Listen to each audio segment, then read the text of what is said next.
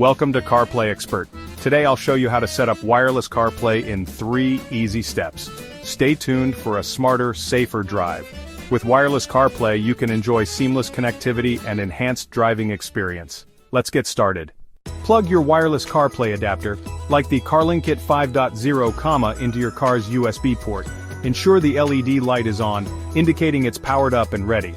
Turn on your car's ignition and wait for the infotainment system to boot up completely.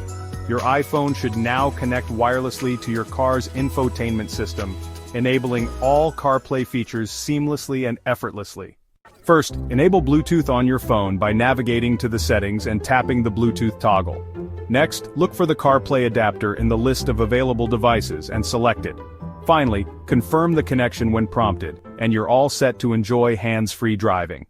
Your phone will automatically launch CarPlay on your car's screen, making it convenient to access essential apps while driving. Use navigation, listen to music, and make hands-free calls effortlessly. Stay entertained and informed with your hands on the wheel.